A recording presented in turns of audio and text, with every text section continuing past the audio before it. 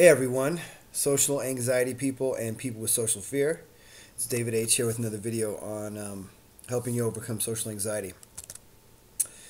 Today I'm going to talk about 4 things that are essential for overcoming your social anxiety. Basically 4 tools, 4 things, I don't know what to call them exactly, but things I think are very important, fundamental to the process. Okay, so here we go. Number 1 is your awareness. This is actually your brain, your awareness. So the fact that you're a human being and are self-aware in ways that animals are not, because if we look from a brain standpoint, our neocortex is the placeholder of a lot of conscious thought. Being aware that you have social anxiety, which you clearly are, but not only that, being aware throughout your day when the thoughts arise, when the social anxiety mindset, the lies that you tell yourself, and they have been telling yourself for years, being aware of when they crop up. Because if you don't know they're there, you can't do anything to change them, right? You're a fish in water concept. A fish doesn't know they're in water till they're out of it, you know? And even then, who knows how aware they are of it. They're just trying to gasp for air. It's kind of a good analogy when you're in social anxiety. You feel like you're gasping for air because you feel so frozen and locked up and suffocated sometimes, right? So number 1 is your awareness. Number 2 is your mind and brain. It's kind of like awareness, but it's a little different. 1 is that your brain, being humans, as I've talked about in my Science Behind Getting Rid of Social Anxiety video, you can see that one. Your brain is neuroplastic, and that means that it's changeable and shiftable.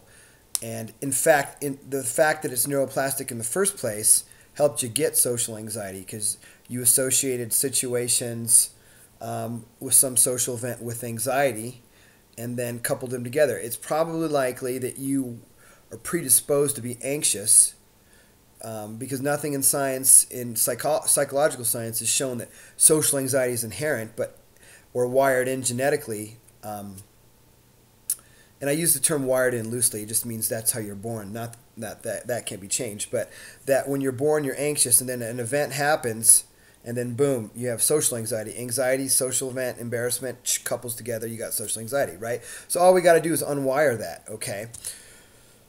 And the fact that your brain is neuroplastic and that you have a conscious mind, you can rewire it, absolutely. Simple, but not easy, as we say. Until you learn that you can rewire your brain, then it's going to be easier to rewire your brain in other ways, which is very, very cool.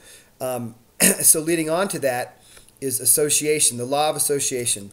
Joe Dispenza has a book called Evolve Your Brain. Really cool book.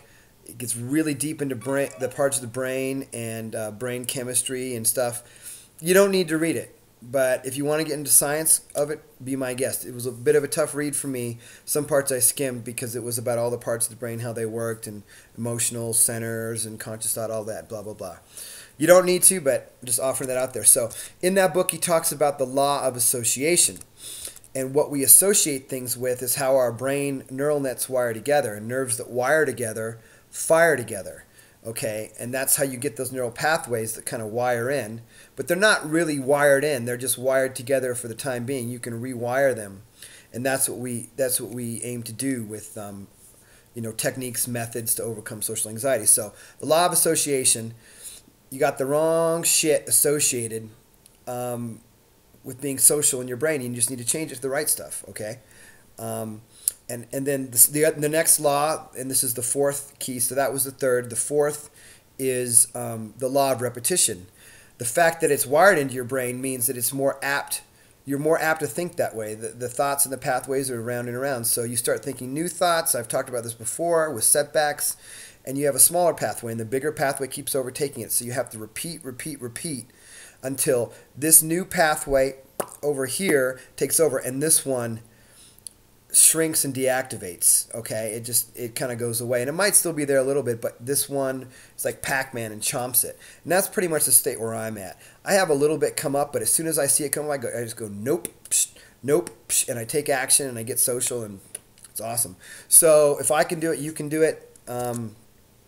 And those are my 4 tips, keys, things to the fundamentals of overcoming social anxiety. Any questions, comments, please leave as always. I'd love to hear from you guys, and I hope that this video helps you. Cheers.